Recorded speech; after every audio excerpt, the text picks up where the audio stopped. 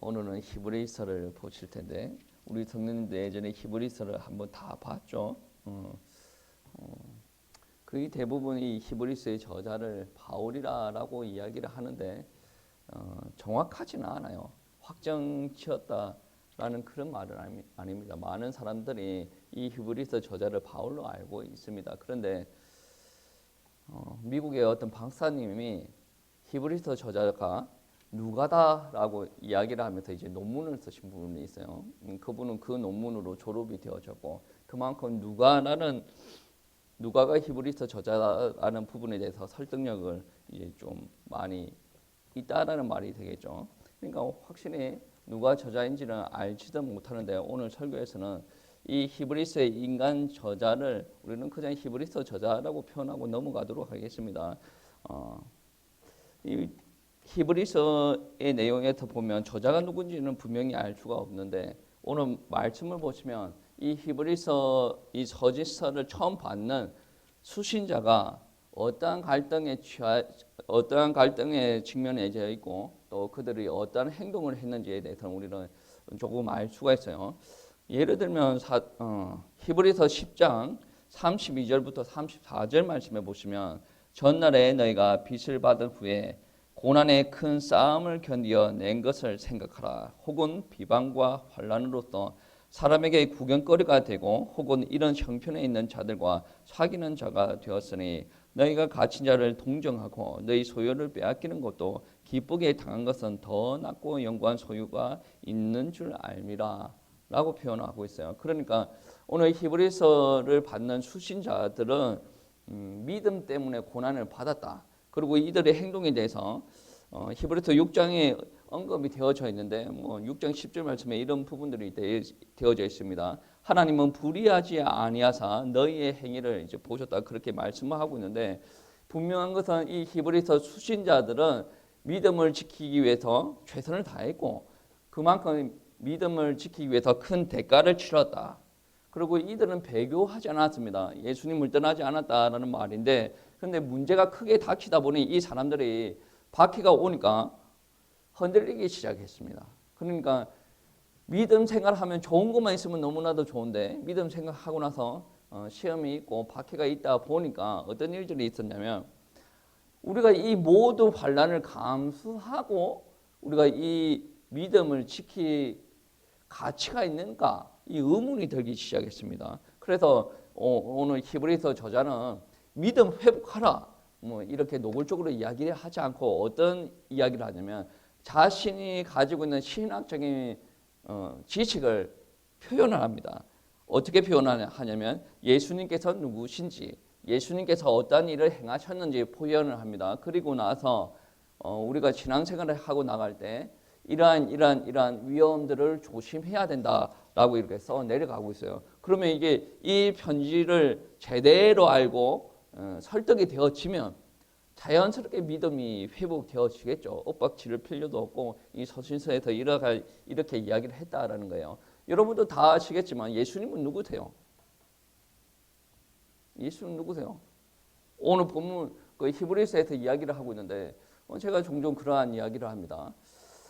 교회에서 제일 많이 이야기되고 제일 많이 강조가 되어질 것은 복음입니다.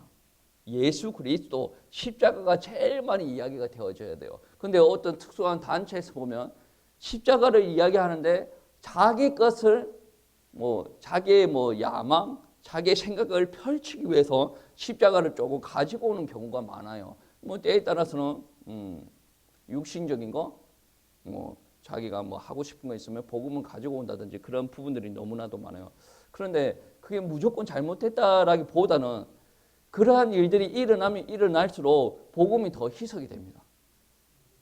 강대상에서 하나님의 말씀만 전해야 돼요. 누군가 다 알고 있어요. 근데 이러한 사실들을 다 알고 있음에도 불구하고 우리는 계속 타협을 하기 시작하고 복음 외에 하나님 말씀 외에 다른 것을 이제 이야기하게 되어집니다. 저도 가끔 설교를 하다 보면 여러분이 집중을 하지 못할 때가 있어요. 그러면 때에 따라서는 여러분이 조금 집중 좀 할 수 있도록 이런저런 이야기를 할 때가 있는데 사실은 그런 것조차도 필요가 없어요.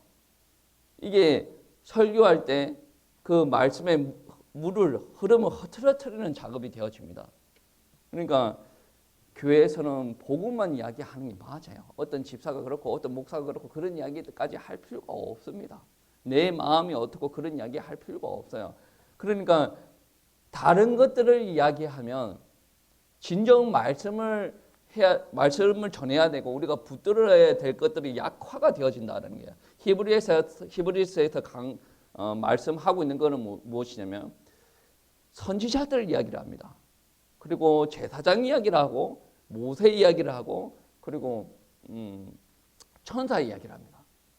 이 나쁜 게 아니지 않습니까? 선지자들이 하나님의 말씀 전하고 제사장들도 하나님 앞에 예배 드리고 제사 지냈지 않습니까? 천사들은 하나님의 일을 하기 위해서 우리에게 보내주셨지 않습니까? 그런데 이 히브리서를 받는 수신자들은 어떻게 생각하고 있었냐면 선지자를 믿음의 대상으로, 제사장도 천사도 믿음의 대상으로 여기까지 하였다라는 말씀입니다. 그런데 여기서 우리가 심각하게 고민을 해봐야 될 부분들은 뭐냐면 예수님 외에 다른 것을 많이 이야기하더라도 예수님의 중요도가 낮아져요.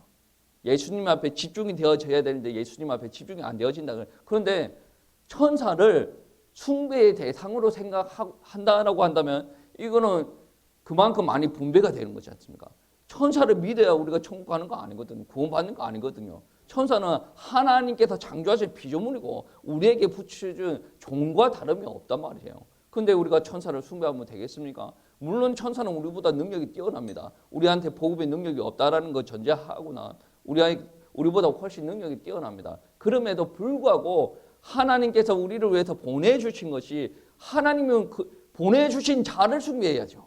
보내주신 자를 믿어야 됩니다. 근데 우리 앞에 천사의 능력이 이렇고 저렇고 와 우리보다 훌륭하네 믿자. 이거는 복음이 희석이 되기 시작하는 거예요. 그래서 히브리서에서 강조하는 부분들은 무엇이냐면 예수님은 누구신가? 하나님의 아들이십니다. 하나님의 아들이십니다. 천사는 종인데 우리 예수님은 종이 아니고 하나님의 아들이시다라는 것을 이야기를 합니다. 그리고 오랜 세월을 걸쳐서 선지자, 제사장들의 긴 계열이 있었는데 여러분 한번 생각해 보세요. 첫 번째 대제사장 누굽니까? 모세의 형 아론이지 않습니까? 아론도 죽었어요. 많은 선지자들도 죽었습니다. 왜? 그들은 인간입니다. 한계가 있다라는 말씀인데 그런데 예수님은 어땠습니까? 알파와 오메가다. 그러니까 천지 창조하실 때도 계시고 마지막에 심판주로 오시는 분이 누구십니까? 예수님 아니십니까? 예수님은 영원하시다. 우리 사람은 한시적이고 제한적이지만 우리 하나님은 예수님은 무한되고 영원하시다라는 겁니다.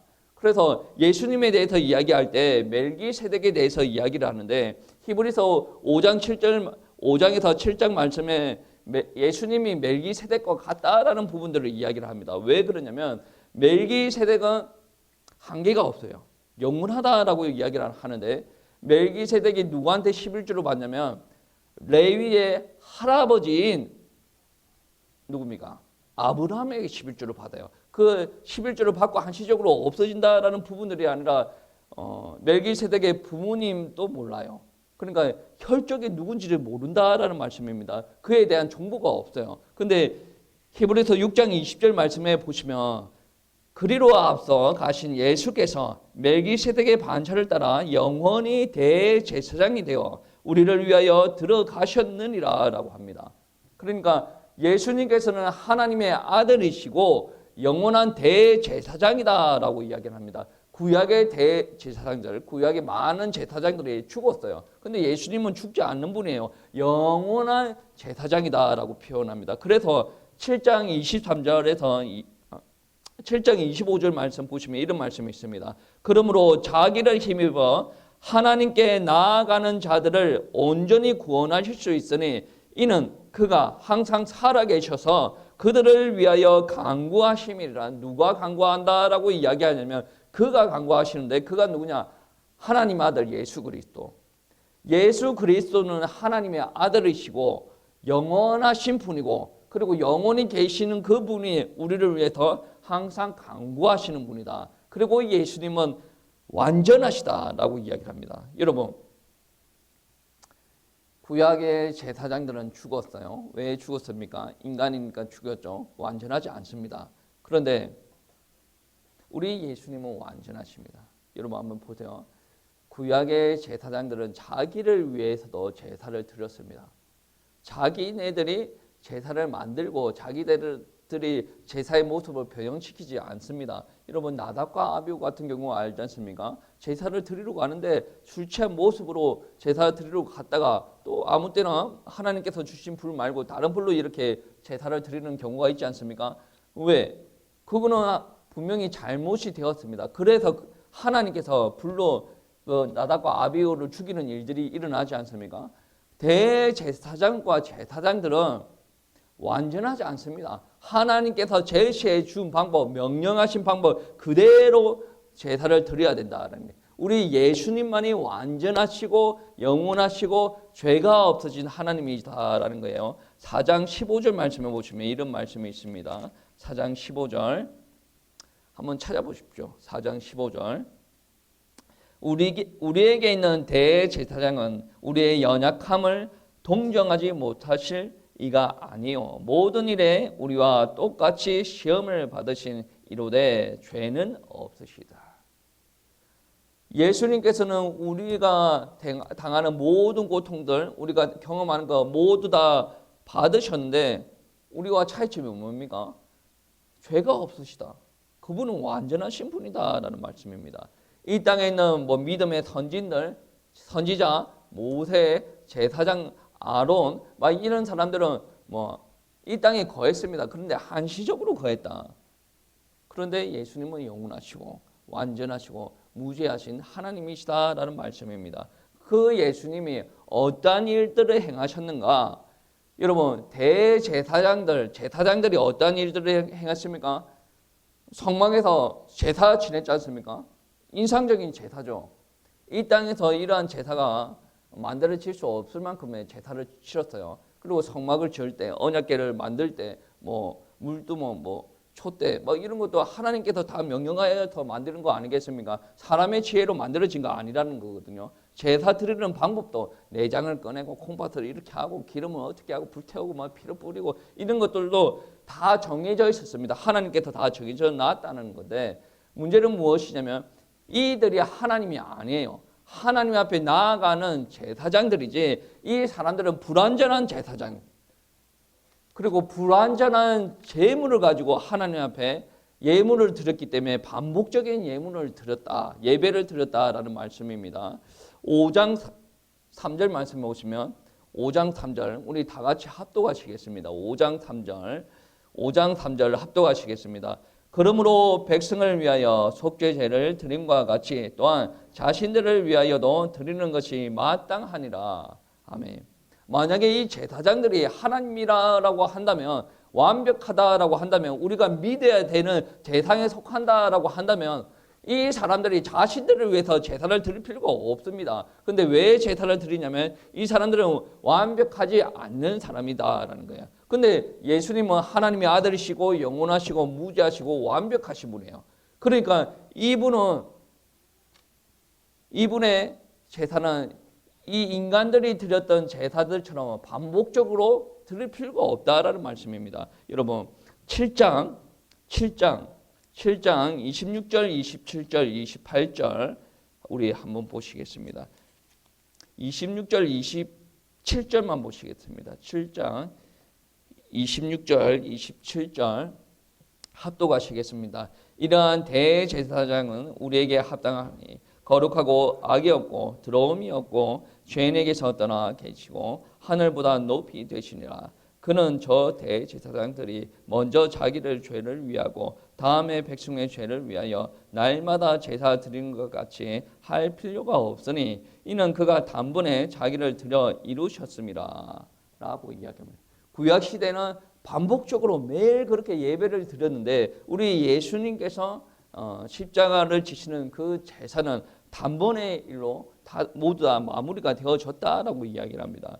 영원하고 완전하신 하나님의 아들 예수 그리스도께서 자신을 단번에 제물로 드림으로 말미암아 하나님께서 이루시고자 하는 모든 일들을 다 이루셨다라는 말씀입니다. 이 제사의 효력이 어땠냐면 여러분 구약 시대의 제사의 효력이 어땠냐면 반복적으로 제사를 드렸지 않습니까? 그 말은 제사의 효력에서도 한계가 있었다. 그러니까 단지 외적으로 의식적으로 깨끗하게 할 뿐이었다라고 이야기를 합니다. 10장 11절 말씀 한번 보시겠습니다. 10장 11절 말씀 우리 다 같이 합독하시겠습니다. 제사장마다 매일 서서 섬기며 자주 같은 제사를 드리되 이 제사는 언제나 죄를 얻게 하지 못하거니와 죄를 얻게 하지 못하였다. 그러니까 계속 이런 일들이 반복적으로 일을 할 수밖에 없었다라는 겁니다. 원래 인간과 하나님 사이에 죄로 말미암아 관계가 끊어져 있었지 않습니까? 하나님께서 진노하셨대요. 그 진노하신 것을 풀기 위해서 우리 예수님께서 화목제물로 오셔야 되는데 예수님께서 오시기 전에 많은 짐승들로 잡아 죽였어도 하나님과 인간과의 관계가 화목해 되지는 않았다. 그냥 상징적인 모습, 예표적인 모습으로 보여줬지요. 완전하게 회복되지 않았다라는 거예요. 근데 예수 그리스도가 십자가에서 한번 죽으심으로 말미암아 우리 죄인과 하나님의 사이가 회복되었다, 화목해 되었다라고 이야기를 합니다. 하나님의 아들로서 십자가에 달리신 그 제사가 영원하시고 완벽한 효과를 가지고 있다. 그러니까 여러분 신앙생활 하다가 만약 그런 질문을 하잖아요. 내가 신앙생활 하다가 잘못을 저질렀습니다. 그러면 나는 지옥 갈까요? 천국 갈까요? 라고 물어보는 사람들이 있습니다. 의외로 여기에 죄책감을 느끼는 경우가 많아요. 여러분이 만약에 죄를 범하였다라고 한다면 죄책감이 느껴진다? 나쁘지는 않아요. 근데 여러분이 죄책감을 가진다고 해서 해결될 문제가 아닙니다. 여러분이 만약에 죄를 범해서 잘못을 하였다라고 할 때 여러분의 문제를 해결하실 수 있는 분은 하나님이에요. 그 하나님께서 그 문제를 해결하시기 위해서 제시한 방법이 무엇이냐면 십자가예요. 예수 그리스도의 피라란 말이에요. 그러니까 여러분이 잘못을 하면 예수 그리스도의 피를 의지하고 기도하고 해결하시면 하나님께서 해결해 주신단 말이에요. 왜냐? 하나님께서는 그 예수 그리스도가 십자가에서 이루신 그 제사가 완벽한 효과가 있다라고 하는 거예요. 여러분이 조금 잘못해서 구원해서 잃어버리고 그런 개념이 아니에요. 하나님께서 작정하셨고 예수 그리스도가 십자가에서 죽으셨는데 그 십자가에서 죽으신 그 피의 능력이 우리의 잘못으로 우리의 구원을 잃어버릴 정도의 피의 능력은 불완전하지가 않다. 그 피가 우리를 구원하였으면 우리의 구원은 완벽하다. 완벽한데 우리가 인간인지라 살아가다가 실수가 되어질 수가 있어요. 실수가 되어지는데 하나님의 은혜를 알고 하나님의 거룩하심을 아는 사람은 실수가 되어졌을 때 하나님을 찾아요. 하나님 앞에 회개를 한단 말입니다. 여러분 한번 보세요. 사울과 다윗이 죄를 범하는데 어떻게 보면 다윗이 죄를 더 많이 범했던 것 같아요. 그런데 여러분도 알다시피 사울이 전쟁을 치르고 나서 재물 가지고 오는 것과 또 자기가 드려서 안 되는 제사를 자기가 나가서 제사 치고 전쟁으로 나가는 행위, 그것들로 통해서 하나님 앞에 버림받는 일들이 일어납니다. 그때 사울의 모습들을 한번 보세요. 한 번도 회개하지 않습니다. 자기의 당위성을 주장을 하는 거예요. 나는 이렇게 되었기 때문에 제사를 드렸습니다. 예를 들어서 지금은 시급한 상황에 당신은 오지 않았으니까 내가 이렇게 제사를 드렸습니다. 그러한 이야기를 합니다. 전쟁을 나가야 되니까. 그리고 전쟁에서 일어난 전리품들을 가지고 옵니다. 왜 가지고 오냐라고 이야기했을 때 다 사울은 어떻게 이야기합니까? 이거 다 하나님 앞에 예물 드리고 이런 저런 이야기 다 이유가 있어요. 이유가 있는데 여러분 하나님께서 하지 말라고 했는데 왜 이유를 대면서 나는 이렇게 했습니까? 라고 이야기합니까? 이거 엄청난 교만이에요. 하지 말라고 했으면 안 해야지. 하라고 했으면 해야지. 왜 자꾸 이유와 변명을 대면 더 하나님 그거는 아니고요 저거는 아니고요 그렇게 이야기를 합니까?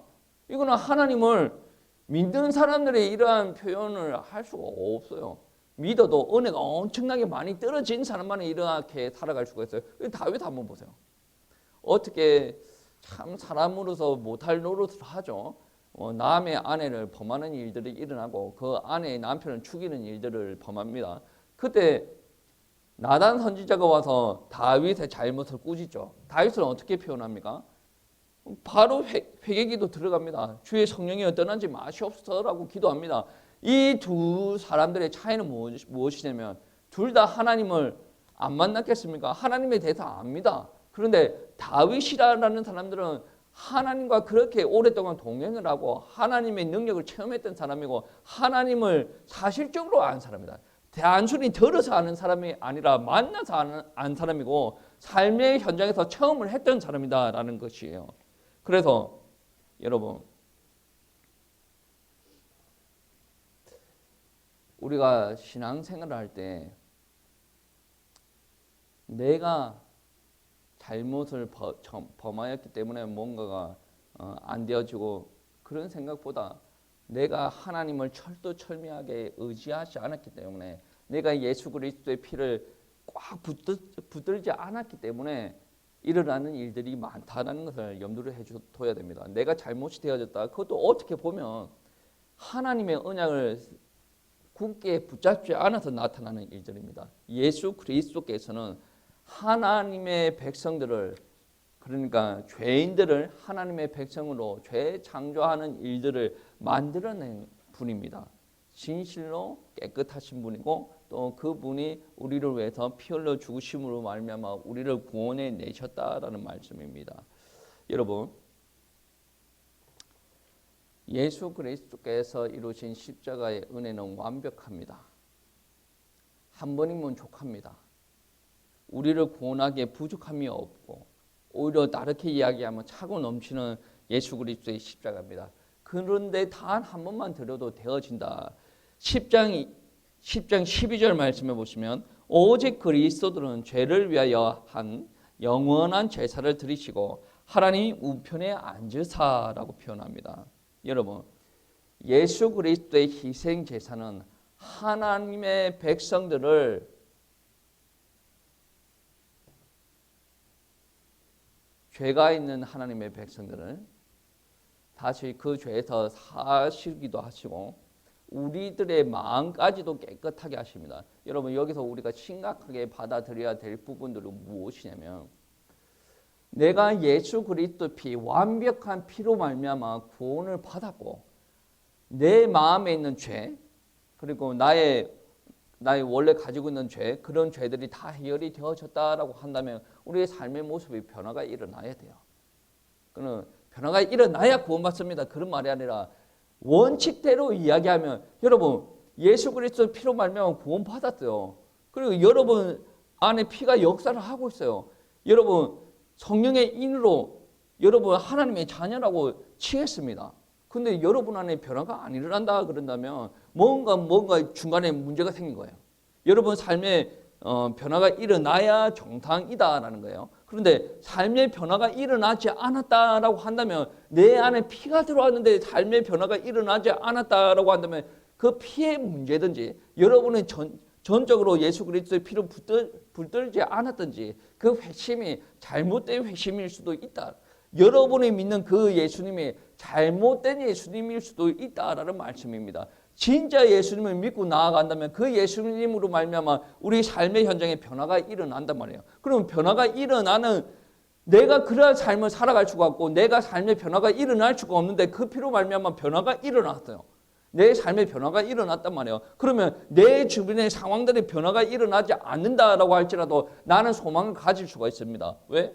하나님께서 이미 나에게 임재하셔서 역사한다라는 증표가 되어지는 거거든요. 여러분 한번 생각해 보세요.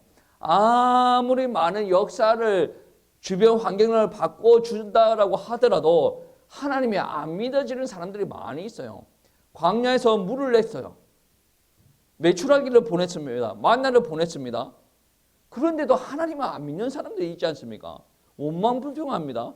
원망불평은 하나님께서 나를 지금부터 인도하지 않을 거야 라는 불순종에 대한 표시입니다. 그런데 원망불평하는 그 사람들을 보고 그 사람들이 하나님을 온전히 믿는다라고 표현을 할 수가 있습니까? 내 상황이 광야라고 하더라도 내 안에 역사하시는 하나님이 믿어지게 되어진다면 상황이 아무리 나쁘고 변화가 되어지지 않는다라고 하더라도 우리는 그 안에서 소망을 가질 수가 있다라는 말씀입니다. 믿을 수 없는 죄인이 예수가 믿어진다라는 것이 우리에게 이미 역사하고 있다라는 표시입니다. 여러분, 히브리서 기자가 하는 말이 무엇이냐면 믿어야 될 상들이 여러 가지가 있는 것 같으나 너희들은 여러 가지를 믿는다라고 이야기를 하지만 그런 게 믿음의 대상이 되어지지 않는다.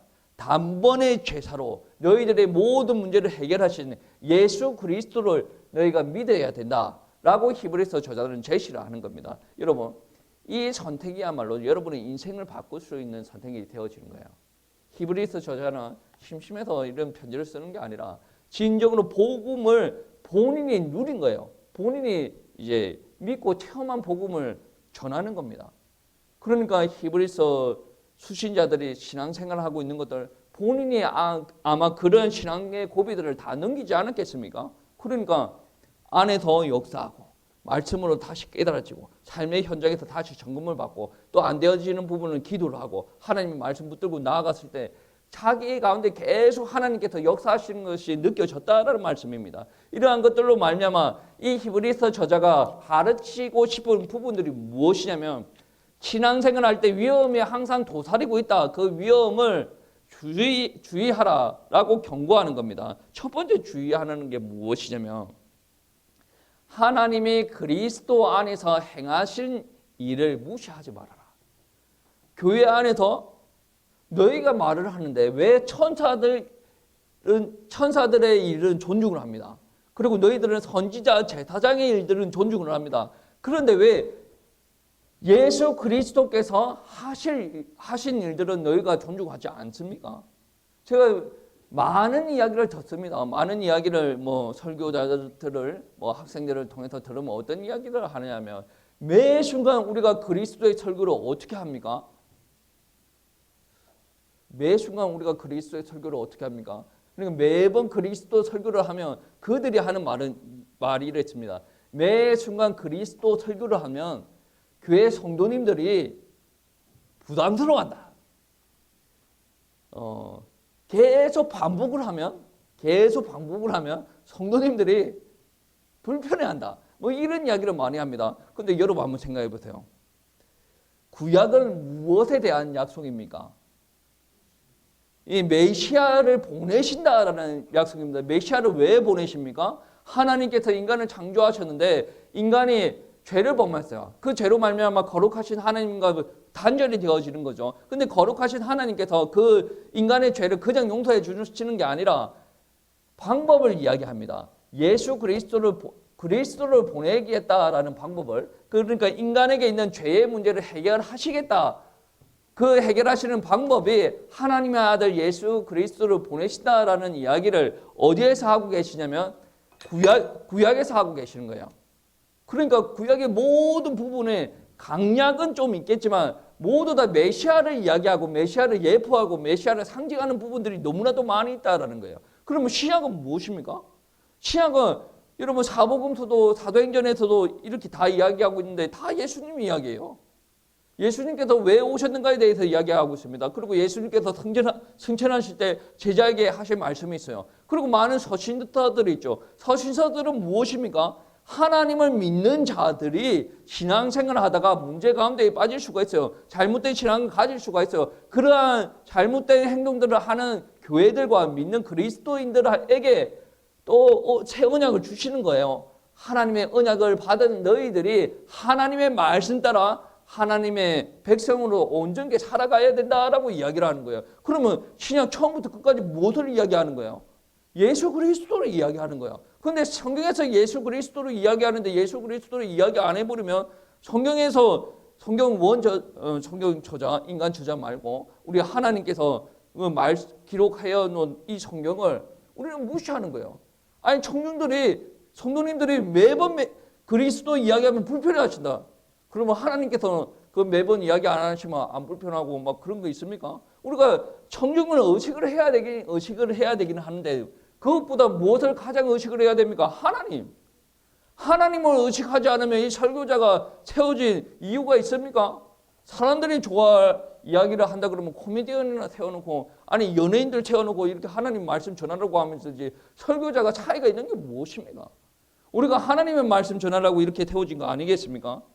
그러니 여러분 우리는 그리스도께서 행하신 일을 무시하면 안 됩니다. 왜? 구약에서는 그리스도께서 행하실 일들을 기록을 하고 있고 신약에서는 행하신 일들을 기록하고 있습니다. 그분이 하신 말씀을 우리는 절대로 잃어버리면 되지 않는다라는 말씀입니다. 그리고 우리 성도님들은 하나님을 믿지 않는 것에 경계하시기 바랍니다. 하나님을 믿으니까 여기 오지 않았겠습니까? 근데 히브리서 저자는 무엇을 이야기를 하냐면 3장 12절 말씀에 3장 12절 말씀 우리 다 같이 한번 보시겠습니다. 3장 12절 말씀에 형제들아 너희는 삼가 혹 너희 중에 누가 믿지 아니하는 악한 마음을 품고 살아계신 하나님에게서 떨어질까 조심할 것이요. 제 말이 아니라 히브리서 저자가 하는 말이 무엇이냐면 누가 믿지 아니하는 악한 마음을 품고 하나님을 떠날까 조심할 것이요. 그러니까 하나님의 말씀을 들었다라고 해서 다 믿어지는 건 아닙니다. 물론 로마서에서 뭐 들음으로 믿어진다. 그게 틀린 말은 아니거든요. 근데 모든 사람이 들었다라고 해서 믿음으로 연결되어지는 건 아닙니다. 여러분 구약 성경에 이스라엘 백성들이 광야에 있을 때의 모습을 한번 보세요. 다 들어요. 다 듣는데 들었다고 하더라도 늘 불신앙의 위험들이 우리들 가운데 있다라는 겁니다. 여러분 멀리 가지 말고 여러분 신앙을 한번 바라보시기 바랍니다. 여러분 하나님의 말씀을 늘 듣지 않습니까? 설교를 늘 듣지 않습니까? 그럼에도 불구하고 저와 여러분 안에 하나님의 말씀을 전하는 저에게도 불신앙이 꿈틀꿈틀 거릴 때가 있다라는 말씀입니다. 하나님의 말씀에 비평을 하는 우리 머릿속에 들어오고 그 머릿속에 들어오는 그 정도뿐만 아니라 감정이 우리들 마음 가운데 깊이 뿌리 내리기까지 우리는 하나님의 말씀을 꽉 붙잡아야 됩니다. 3장 14절 말씀에 우리가 시작할 때에 확신한 것을 끝까지 견고히 잡고 있으면 그리스도와 함께 참여하는 자가 되리라. 그리스도와 함께 참여하는 자가 되리라. 여러분 그리스도와 함께 참여하는 자가 맞습니까? 그런데 분명히 오늘 3장 14절 말씀에 어떻게 이야기하냐면 그리스도와 함께 참여하는 자가 되리라라고 이야기를 합니다. 그리스도와 함께 참여하는 자가 무엇인지 여러분 확실히 알려면 무엇을 해야 되냐면 확신한 것을 끝까지 견고히 붙잡아라. 내 상황이 이래서 안 되고 저래서 안 되고 뭐 그런 이야기가 아니라 주님께서 말씀하신 거 그 끝까지 붙잡고 있으면 그리스도와 함께 참여하는 자가 무엇인지 아마 여러분 인생에서 누리게 될 것입니다. 그리고 경고하는 바가 무엇이냐면 히브리서 수신자들은 불신자가 아니에요. 여러분 한번 보세요. 지금 천사 이야기가 나왔어요. 제사장 이야기가 나왔습니다. 선지자 이야기가 나왔어요. 모세 이야기가 나왔습니다. 유대 구약 성경에 언급된 이야기를 다 알고 있어요. 그리고 유대인이다라는 것을 뿐만 아니라 그리스도 이야기도 하고 있습니다. 그 말은 무슨 말이냐면 이 사람들이 복음을 알고 이미 믿고 있었다라는 말이 되어지는데 그 사람들에게 하는 말이 무엇이냐면 너희가 성장을 멈추는 것을 경계하라라고 이야기를 합니다. 5장 12절 말씀에 보시면 5장 12절 말씀에 때가 오래되었으므로 너희가 마땅히 선생이 되었을 터인데 너희가 다시 하나님의 말씀의 초보에 대하여 누구에게서 가르침을 받아야 할 처지이니 단단한 음식은 못 먹고 젖먹이나 먹어야 할 자가 되었도다라고 이야기를 하고 있습니다. 그리고 6장 1절 말씀에 그러므로 우리가 그리스도의 도의 초보를 버리고 죽을 행실을 회개함과 하나님께 대한 신앙과 라고 표현을 하고 있어요. 우리가 신앙생활을 시작하였으면 정상적인 신앙의 과정과 연단의 과정과 예배와 기도 이런 것들을 통하면 오늘 말씀에 근거를 하면 너희가 지금쯤 되면 선생이 되었어야 된다라고 이야기를 합니다. 지금 히브리서를 이야기할 때 장로들, 사도들, 제자들한테만 이야기하는 게 아니라 어떻게 말하면 어떤 공동체에게 던지는 말씀 아니겠습니까? 거기는 초신자도 있고 중신자들도 있고 많은 몇십 년까지는 아니겠죠. 한 오랫동안 신앙생활 한 사람들이 있을 거예요. 그러면 하는 말이 너희가 마땅히 선생이 되었어야 될 나이다. 신앙의 경륜이다. 여러분 한번 생각해 보세요. 우리 김무민 집사님, 집사님 신앙생활 교회에 들어온 지 몇 년 됐어요? 10년 넘었잖아. 그러면 히브리서 이거를 받은 사람들은 몇 년 됐을까? 뭐 짧게는 1년이 될 수도 있고 짧게는 뭐 10년이 훨씬 넘은 사람들도 있겠죠. 여러분 한번 보세요. 10년 정도가 되어지고 여러분 또 많게는 이 중에 한 3, 40년 되어진 사람들 있지 않겠습니까? 저는 뱃속에서부터 다녔으니까 40년 좀 넘었겠죠. 이 정도가 되어지면 신앙생활을 잘한다 못한다 그 정도 수준이 아니라 가르치는 정도의 수준이 되어져야 된다라는 말씀입니다. 여러분 도전을 좀 받으십시오.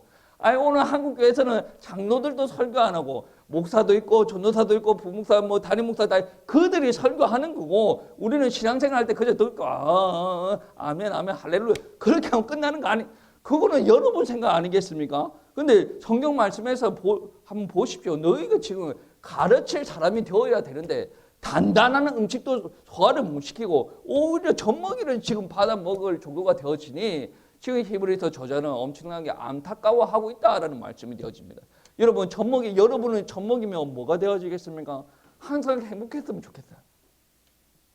저는 설교하기 전에 계속 마음으로 다짐하는 게 뭐냐면 오늘은 행복하게 설교해야지 다짐합니다.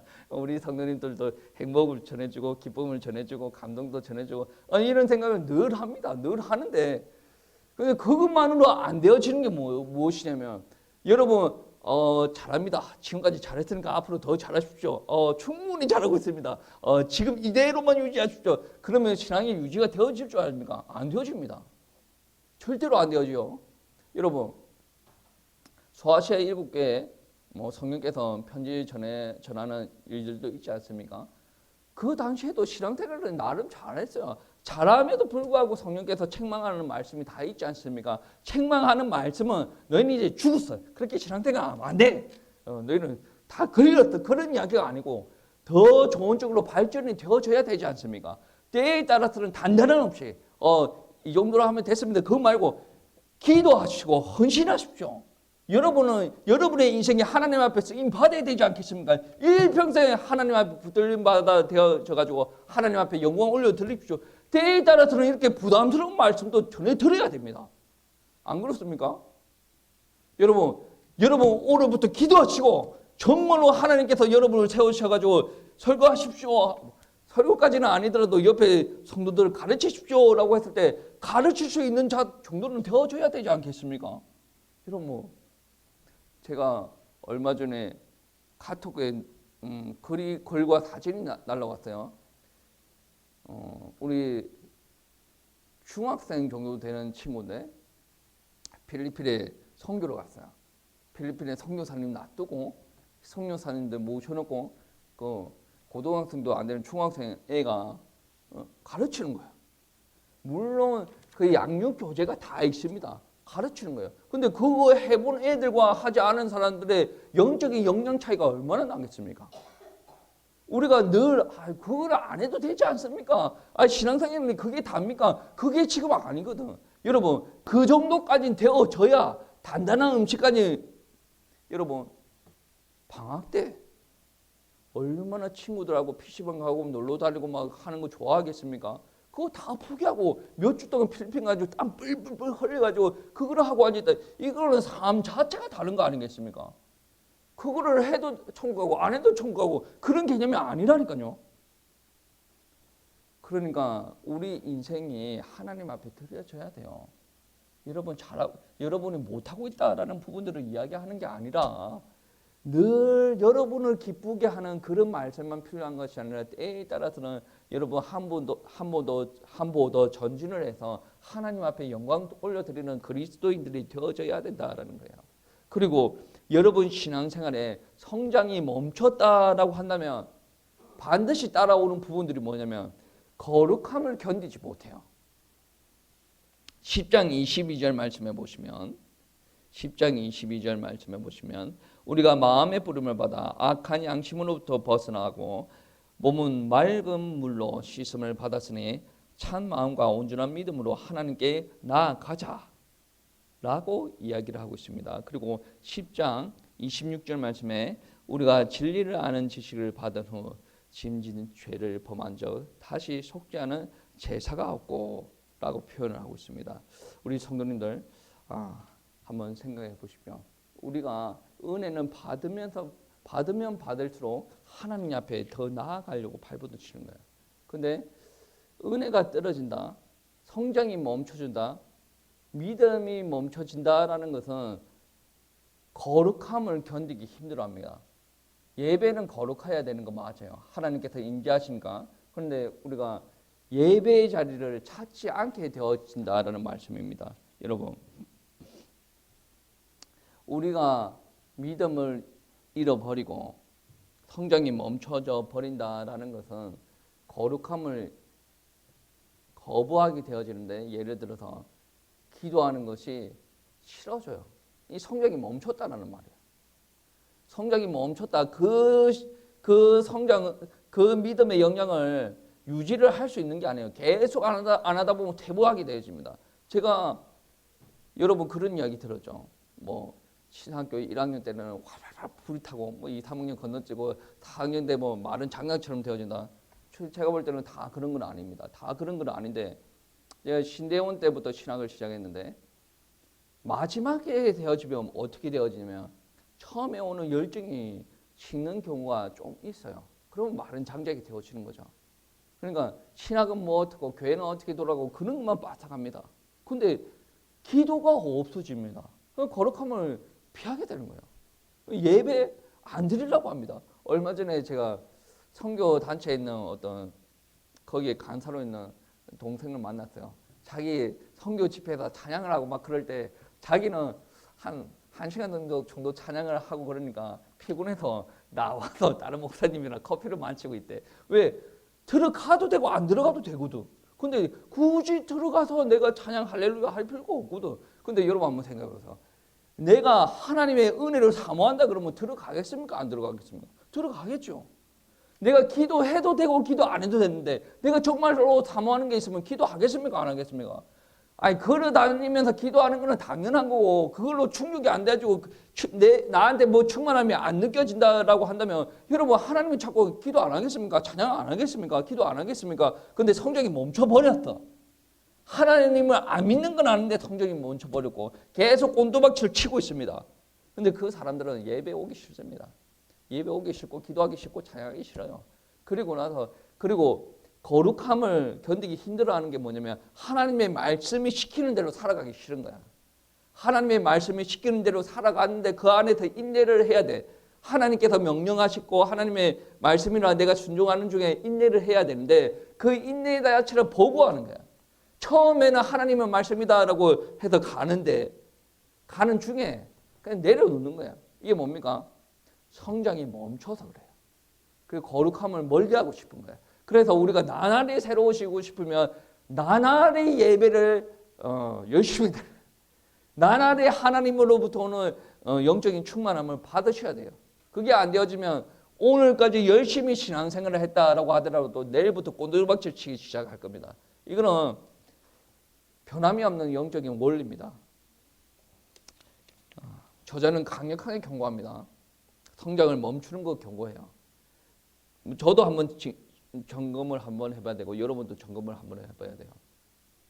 이거는 예배 시간 그렇구나라는 것이 아니라 제가 오늘 사모님한테 어떤 이야기 하냐면 너무 할 일이 많은데 오늘 밤을 새야 되겠는데 막 그런 이야기 했어요. 밤을 새고 내일 새벽기도 못 갈 수도 있을 것 같은데 미리 교회에다가 이야기를 해놓을까 그런 이야기를 사모님 옆에서 뭐라고 하는 줄 아세요? 사모님 요즘 새벽기도는 안 나오잖아요. 애들 때문에. 새벽기도도 안 가는 사람이 옆에서 하는 말이 무슨 말이냐면 모든 일 중에 최우선순위가 예배 아닌가요? 이 이야기하죠. 지는 예배하고 제법 그런 이야기예요. 모든 최우선순위 중에 예배가 아닌가요? 물론 목사님 지금 논문도 있고 좀 다른 교회와 이렇게 관계에서 서류 오가는 부분들도 있고 근데 그거 모두 다 안 되어진다라고 하더라도 예배를 안 가면 안 되지 않습니까? 라고 이야기를 하는 겁니다. 여러분, 그 말 한마디에 제 정신을 좀 차렸습니다. 오늘 밤에 좀 새벽 늦게까지 작업을 해야 되는데 잠을 안 자고도 일단 오려고 발버둥 칠 겁니다. 그래야 되는 거 아니겠습니까? 왜? 내가 한쪽에 너무 정신이 팔려 있기 때문에 예배를 조금 등한시하는 그런 부분이 좀 있지 않을까? 그런 생각을 제 나름대로 점검을 좀 한 거예요. 여러분도 무조건 내가 잘한다라고 생각하지 말고 점검을 하는 신앙인들 되시길 바랍니다. 성장을 멈추는 순간에 끝나는 겁니다. 여러분, 타다 마른 장작이 다시 불 붙이기 힘들죠. 신앙생활 열심히 하다가 그만둔 사람들 다시 타오르기 힘듭니다. 그러기 전에 그냥 어중간하게 불이 시들시들하고 있을 때 지금 정신 차리는 게 훨씬 낫다라는 겁니다. 여러분은 정말 신앙생활 할 때 믿음을 유지시키기 위해서 발버둥 쳐야 됩니다. 왜냐하면 단순히 성장을 멈춘 것에 경고하는 것이 아니라 믿음을 상실하는 것까지 이제 이야기를 합니다. 11장 1절 말씀에 믿음은 바라는 것들의 실상이요 보이지 않는 것들의 증거니라고 이야기하는데 이 안에 들어있는 말씀이 그렇습니다. 믿음은 바라는 것들의 실상이다라는 것을 이야기하는데 어떻게 잘못 생각하면 그럴 수도 있습니다. 믿음은 믿음으로 말미암아 증거가 증가한다. 이런 식으로 생각해서 믿음으로 내한테 일어나는 증거가 많아진다. 그걸로 말미암아 내가 소망을 품는다라고 오해할 수도 있어요. 그러니까 많은 사람들 그렇죠. 내가 신앙생활 잘하면 나한테 돈이 회복이 되고, 내가 신앙생활 잘하면 내 가정이 회복되고, 신앙생활을 잘하면 내 명예가 회복되고, 그러는 경우가 너무나도 많이 있어요. 성경에 그러한 경우들이 많이 있거든요. 하나님을 믿었는데 하나님께서 막 세우시고 하나님께서 역사하시는 경우들이 너무나도 많이 있죠. 근데 오늘 본문에서 이야기할 때는 그렇게 오해하는 사람들이 있단 말이에요. 내가 돈이 없어요. 믿음으로 기도해야지. 하나님께서 회복 안 시킨다는 게 아니라 믿음이 중심이 아니라 돈이 중심이 되어서, 믿음이 중심이 아니라 내 가정이 중심이 되어서, 그러니까 내 가정을 위해서 믿음을 예수 그리스도를 이용한다라는 말씀이 되어진다는 거예요. 여러분, 더 자세하게 이야기를 하면 이런 부분을 많은 사람들이 오해를 하고 있다. 그리고 우리에게 소망을 불어넣는 것은 증거들이 아니라 보이지 않지만 무언가 실체가 우리들에게 소망을 불어넣어 주고 있다. 그 실체를 믿는 믿음으로 말미암아 우리 안에 소망이 생긴다라고 이야기를 합니다. 그러니까 여러분, 증거가 여러분에게 소망을 주는 게 아니라 믿음이 여러분에게 소망을 주는 거예요. 당장 뭔가는 없어요. 없는데 믿음으로 소망이 생기는 거죠. 모세가 홍해 앞바다에 섰어요. 다른 사람들은 증거만 보고 왔지 않습니까? 10가지 기적의 증거만 보고 왔어요. 그러니까 보이는 것만 보고 왔는데 모세는 그게 아니지 않습니까? 증거도 보았지만 그 안에 하나님께서 자기를 부르시고 하나님께서 언약 주시고 역사하시는 것을 다 아시지 않습니까? 그러니까 하나님께서 홍해 앞에서도 하실 일이 있다, 하신다 라는 것을 기대하고 소망을 합니다. 왜? 하나님께서 홍해 열어줄게라고 미리 이야기하시고 홍해를 이끄신 게 아니거든요. 뭡니까? 믿음이라는 것이 곧 소망이 되어졌으니 이렇게 뒤에는 애국 군대, 앞에는 홍해 다 막고 있어도 죽지 않는다. 왜? 믿음이 있으니까. 하나님께서 여기서도 하실 믿음이 있으니까 믿음으로 말미암아 소망이 있다. 저와 여러분은 상황을 바라보고 믿는 게 아니라 상황이 우리에게 믿음을 줄 상황이 아니더라도 나에게 역사하시는 하나님, 나에게 말씀 주시는 하나님, 그것 때문에 믿음이 생겼기 때문에 우리에게 소망이 있다라는 말씀입니다. 그러니 히브리서 수신자들은 상황적으로 믿음을 가질 수 있는 상황이 아니기 때문에 너희가 믿음 상실할 것을 경계하라라고 이야기를 합니다. 그리고 징계를 거부하는 것을 경계하라. 여러분 한번 생각해 보세요. 자녀들이 가정에서 생활을 할 때 잘못하는 경우들도 있지 않습니까? 그러면 내가 사랑하는 자녀들한테 어떻게 합니까? 때에 따라서는 책망도 하고 권면도 하고 징계도 하고 사랑도 베풀고 서로 이게 어울려져야 되는 겁니다. 그런데 교회에서는 오늘날 교회에서는 특별히 더 심각합니다. 권면의 말씀은 그렇게 좋아하지 않습니다. 책망의 말씀 더 좋아하지 않죠. 더 나아가서 징계까지 한다. 사람들은 엄청나게 싫어합니다. 뭐만 좋아하십니까? 잘한다, 잘한다. 최고다. 뭐 해줄까? 그런 것만 받기를 원하네. 받기만. 정상적인 관계가 되어지려면 내가 하나님의 본체가 아니라고 한다면 하나님의 모습에서 순간순간 벗어나려고 한다. 하나님의 계획에서 벗어나려고 한다. 그러면 가르침을 받아야 되지 않습니까? 잘못했으면 징계를 받아야 되지 않습니까? 다윗이 잘못을 하고 난 다음에 하나님께서 그렇게 사랑하는 다윗한테도 징계를 주지 않습니까? 왜 징계를 받지 않으려고 합니까? 징계도 하나님의 사랑의 표현이다라는 거예요. 여러분 12장 10절 11절 말씀 한번 보시겠습니다. 12장 10절 11절 10장 11절 그들은 잠시 자기의 뜻대로 우리에게 징계를 하였거니와 오직 하나님은 우리의 유익을 위하여 그의 거룩하심에 참여하게 하시느니라. 무릇 징계가 당시에는 즐거워 보이지 않고 슬퍼 보이나 후에 그로 말미암아 연단받는 자들은 의와 평강의 열매를 맺느니라. 아멘. 아멘. 여러분이 원하지 않는 상황이 있다라고 하더라도 연단이라는 것을 여러분에게 선물로 주십니다. 저는 가끔 사모님한테 가끔 푸념할 때가 있습니다. 이렇고 저렇고 이게 잘 안 되지네, 저게 잘 안 되지네. 좀 힘이 빠지는 부분이 좀 있는 것 같다라고 이야기를 하면 어떤 이야기를 주로 하냐면 이걸로 통해서 하나님께서 연단시키는 부분들이 있지 않겠습니까? 또 하나님께서 온전한 길로 또 인도하실 것을 준비하고 있지 않겠습니까? 라고 이야기를 합니다.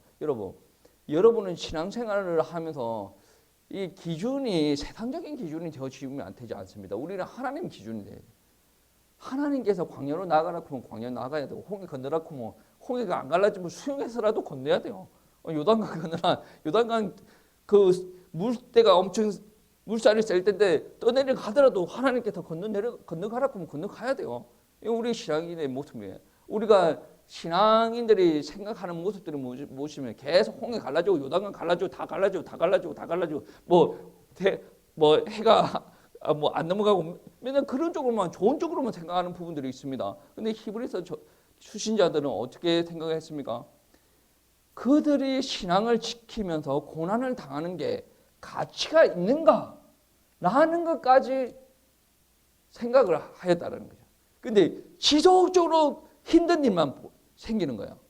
그러면 우리가 이 예수님 믿는 게 필요한가? 우리 다른 신 한번 믿어볼까? 다른 신 믿는 애들 엄청나게 즐기면서 막 놀러도 많이 다니고 뭐 그렇게 하는데 저 한번 해볼까? 여러분 절에서 신앙생활하는 사람은 얼마나 편합니까?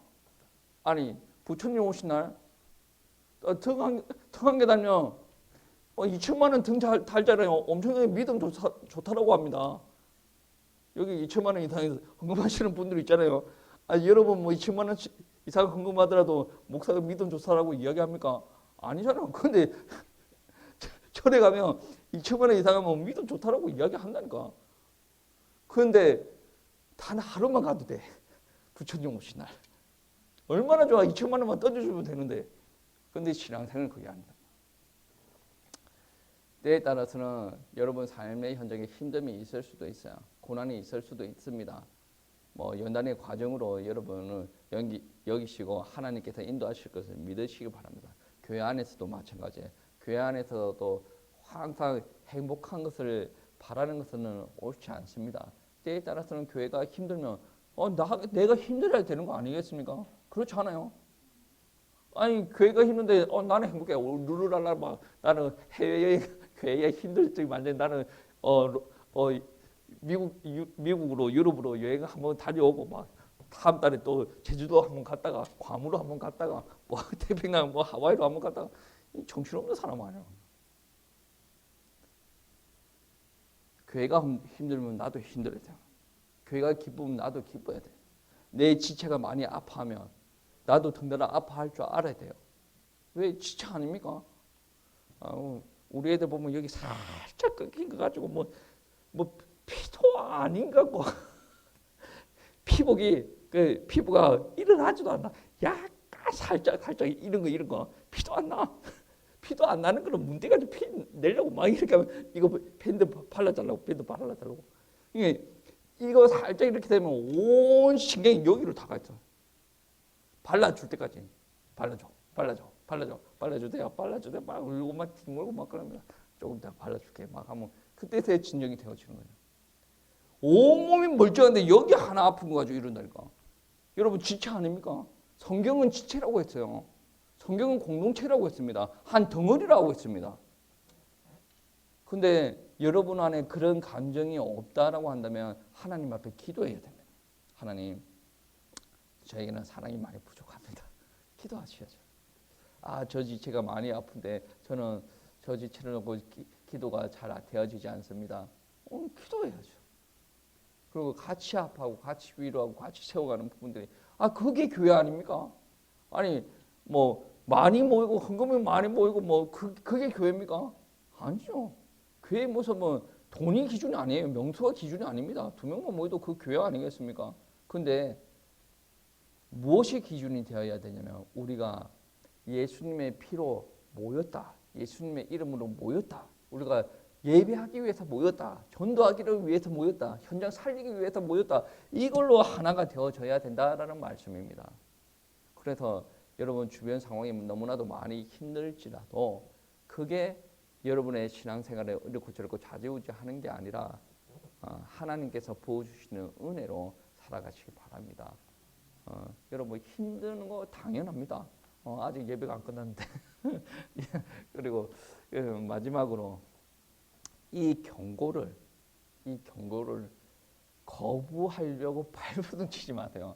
왜 그러냐면 여러분이 신앙생활할 때 힘듦, 연약함, 갈등 이 속에서 무엇을 지켜야 되냐면 복음을 지켜야 되고 하나님께서 주신 말씀 붙들고 우리가 살아가는 것을 고수해야 돼요. 이 하나님께서 주신 것을 붙들고 살아갈 때는 때에 따라서는 우리가 많은 것을 포기해야 될 때가 있습니다. 그리고 어떻게 표현하면 누린다라는 표현도 되어지지만 어떻게 이야기하면 견뎌낸다라는 부분들도 필요합니다. 어떨 때는 충분하게 누릴 수가 있지 않습니까? 근데 한번 보세요. 성경에 볼 때 매번 누리는 것만 있는 게 아니에요. 견디는 영역들도 있어야 됩니다. 근데 견디는 영역들에서 타협을 하기 시작하고 이 견딤을 포기를 해버리면 주님께서 하나님께서 우리에게 은혜로 허락하여 주신 것들을 고수하지 못하고 다 흘려버린다. 다 흘려버리면 어떻게 됩니까? 몸뚱아리만 교회에 앉아있는 그리스도인이 되어진다는 참으로 힘든 거죠. 교회 오기 싫은데 억지로 와서 와 있고 하나님의 말씀이 안 들리는데 믿는 척해야 되고 누리는 척해야 되고 내가 신앙생활 잘하는 척해야 되고 다 그럴 수가 있어요. 척을 할 필요가 없습니다. 믿음이 안 되어지면 안 되어진다라고 하나님 앞에 사실적으로 기도하고 하나님 저는 이 말씀 붙들고 이 사명 붙들고 견뎌야겠습니다. 일단 누리고 정복하기 전에 일단 견뎌야겠다. 이런 기도도 시작이 되어져야 돼요. 그래서 하나님께 더 은혜를 주신 거 책으로 갇혀 있는 것들을 고수하는 일들이 먼저 우리 가운데 선행이 되어져야 됩니다. 그렇게 되어지고 난 다음에 우리가 정말로 하나님의 사명들을 감당하는 일들이 일어날 수 있을 줄 믿습니다. 한 주 동안 승리하십시오.